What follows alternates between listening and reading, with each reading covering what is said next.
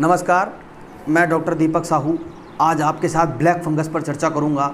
मैं बताऊंगा ये कैसे, क्या है, किस तरह से इससे बचा जाए, क्या इसका उपचार है, क्या इसके लक्षण हैं, कैसे इसे पहचाना जाए। इस चीज़ के बारे में हम आज चर्चा करेंगे, क्योंकि इससे लोग बहुत ही डरे हुए हैं और कई सरकारों ने, राज्य सरकारों ने इसको महामारी घोषित कर दिया है। हमारी राजस्थान सरकार है, महाराष्ट्र सरकार है, उसने इसको महामारी घोषित कर दिया है।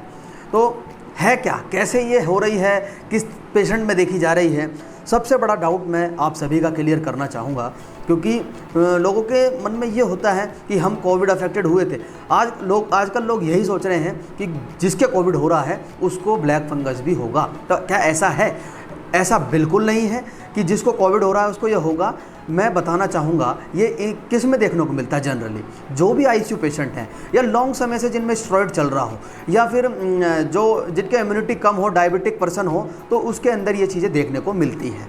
अब आईसीयू पेशेंट्स हैं, अब इसका मैं कॉज बताना चाह रहा हूँ, क्यों हो रहा है ये जो बीमारी है, ये ब्लैक फंगस की क्यों देखने को मिली है हमें। तो मैं बताना चाहता हूँ, जैसे कोई भी डायबिटिक पर्सन है, अगर वो कोविड पॉजिटिव हो जाता है या कोई प्री डायबिटिक है, प्री डायबिटिक में हम अगर स्टेरॉइड चलाएंगे, मिथाइल प्रेडनिसोलोन वगैरह हॉस्पिटलों में, आईसीयू पेशेंट्स में, वेंटिलेटर पेशेंट्स में कंटिन्यू चलता है, तो उस कारण से जो है ये हमारे पेशेंट जो प्री डायबिटिक है वो डायबिटिक हो जाते हैं। इम्यूनिटी कम है, स्टेरॉइड है, तो ऑब्वियसली बात है जब ये लो होता है तो हम जो है हमारा ब्लैक फंगस पेशेंट्स में हमें देखने को मिल रहा है। आज इसके केसेस बढ़ते जा रहे हैं, तो इसका रीज़न यही है कि स्टेरॉइड कंटिन्यू यूज़ हुआ है और उससे इम्यूनिटी कम हो गई है लोगों की। और जो डायबिटीज़ थे, अगर उसमें स्टेरॉइड यूज़ किया, माना कि स्टेरॉइड एक लाइफ सेविंग ड्रग है कोविड-19 में, बट इसके साइड इफ़ेक्ट जो हैं वो डिजीज़ मैं आपको बता रहा हूँ कि वो डायबिटीज़ भी कर देती है। ऐसा मैंने एक पेशेंट भी देखा है कि उसको डायबिटीज़ हो गया। तो उसका क्या रीज़न है डायबिटीज़ हुआ?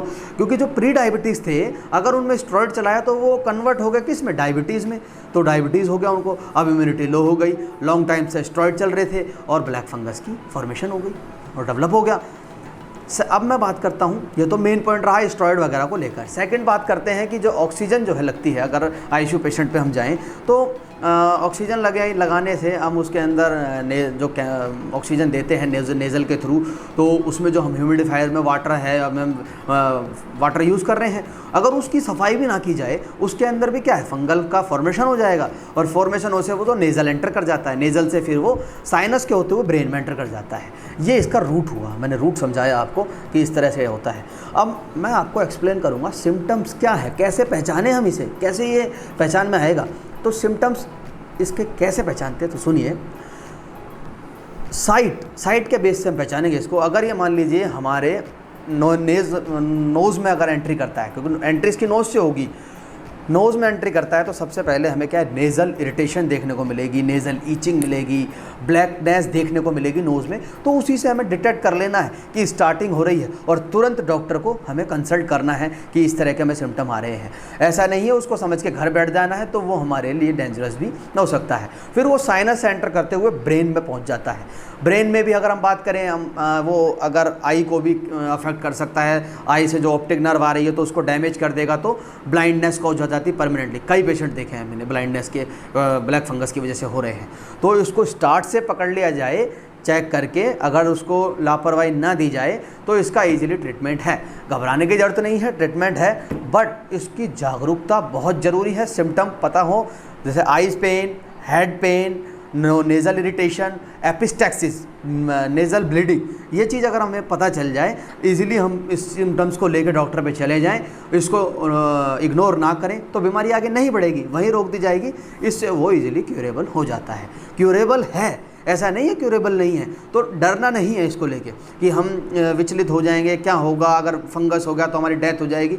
तो इसको सिम्टम पहचानें, तुरंत डॉक्टर से मिलें और इसका ट्रीटमेंट कराएं। साथ में कई मेडिसिन आ भी रही हैं और दिल्ली सरकार तो अभी जागरूक इस पर हो गई है। मैं दिल्ली सरकार के कहूँगा, केंद्र सरकार भी जागरूक है। दिल्ली सरकार में 2-3 हॉस्पिटल जो हैं वो इसी के लिए परमानेंट फिक्स कर दिए गए हैं कि इसमें उसका ट्रीटमेंट होगा। तो वहाँ पर अगर कोई सिम्टम आता है तो वो जो 3 हॉस्पिटल्स हैं उनमें मिले दिल्ली के अंदर, और जितने भी मेरे को सुन रहे हैं लोग, वो अपने अगर कोई सिम्टम आता है तो अपने हॉस्पिटल में कांटेक्ट करें। और घबराना नहीं है, सिम्टम पहचानना है तुरंत और उसको हॉस्पिटल में कांटेक्ट करना है। और मैं सभी से कह रहा हूँ कि जिसको कोविड हुआ है वो यूँ ना समझे कि हमें होगा। ये सिर्फ उनमें हो रहा है जो आईसीयू के पेशेंट हैं, डायबिटीज़ पर्सन हैं, या प्री डायबिटिक पेशेंट थे, स्टेरॉयड चल के डायबिटीज़ में हो गए, उनमें देखने को मिल रहा है। लॉन्ग टर्म स्टेरॉयड जिनमें चल रहा है उसको ये देखने को मिल रहा है। तो घबराएं नहीं, जागरूक रहें, सिम्टम को पहचानें, तुरंत डॉक्टर से कंसल्ट करें। स्टार्टिंग में उपचार है, डिले होने पर उपचार की संभावना थोड़ी डिले हो जाती है। तो मेरी विनती है आपसे, थोड़े से सिम्टम दिखते ही कांटेक्ट करें, मुझसे करें, अनदर कोई भी डॉक्टर आपको हो उससे ज़रूर कंसल्ट कर लें, इसको लापरवाही में ना आने दें।